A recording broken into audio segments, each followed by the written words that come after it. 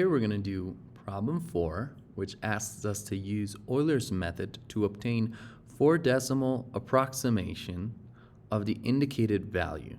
First use this step and then use this step. So first a step of 0.1 and then a step of 0.5. And then we want to find an explicit solution for each initial value problem and then construct tables similar to table 2.63 and 2.64. So what we'll do is we'll program this in MATLAB. So let's go over to MATLAB and let's program it, and I'll show you how to do it. And I encourage you not to,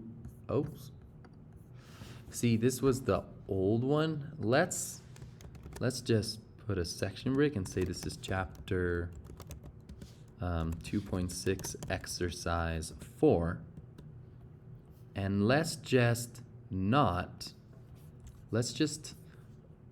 reprogram everything. Why? Because that's how we learn. So clear all old variables, clear all, defining new variables. That's gonna be sims x, y, and then I'm going to be defining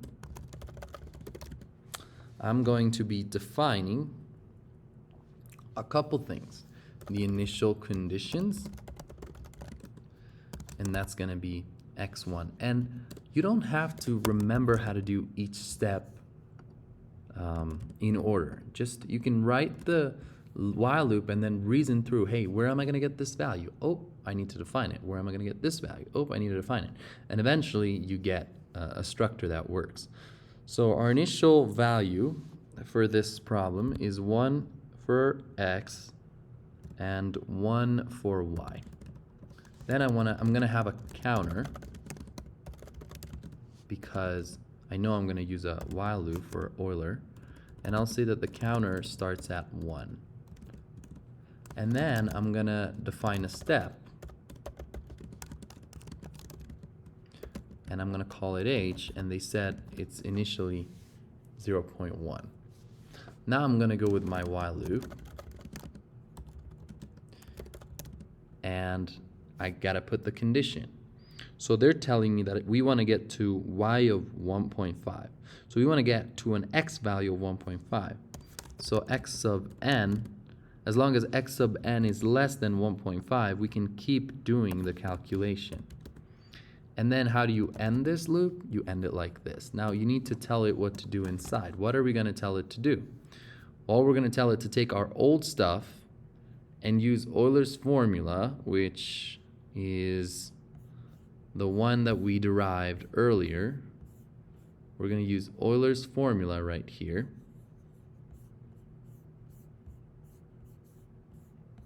We're going to use this formula right here, and then we're going to have our h, and we're going to have x sub n minus 1, so the previous x value, the previous y value, and that's going to find our new n. Then we're going to find our new x, and then we're going to update the counter, and then we're going to do it again and again and again until we get 1.5 for x.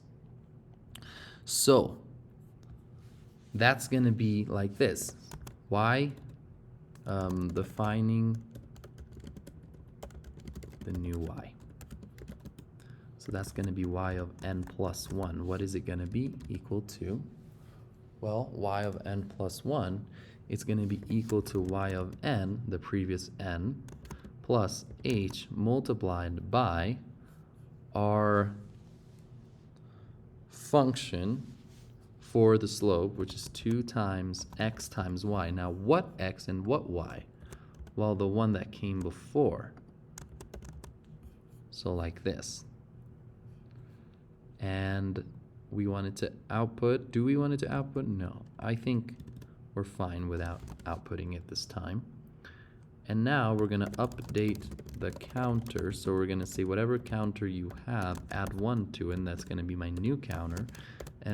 And finding or defining the new x is really going to be x of n. Now n is not this n. This is going to be n plus 1. So this is a different x. And it's going to be equal to the previous x plus h. And I think this is it. Now what we can say is we can plot the result. And the result is going to be, we can use a scatter because we're not going to have points everywhere. And we can plot x and y.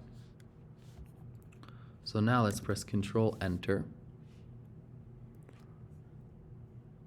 And we get this plot over here. Now, we can ask it to output y. So now you can see it better if I do this. Let's ask it to output y. Oh, and you can't see it. That's maybe if I give some space right here. And this is our y. It gives me fractions, but I can ask it to simplify. So maybe if I say double y, I wonder if that would work. Yes, that worked. So it gives me the values for y. Now you have to be careful. This is your 0 value, even though here we called it first, and then we got 1, 2, 3, 4, 5. So just make sure you have your indices correct.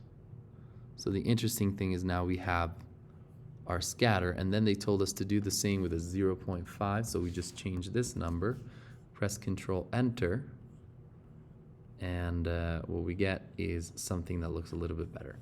Now they'd want us to do a table, so what you would do is you get your y, you get your x's, and you put them in a table. I hope this was useful. It definitely was for me. And this is the code. I encourage you to understand it and then to do it yourself without just copying it. And I'll see you next time.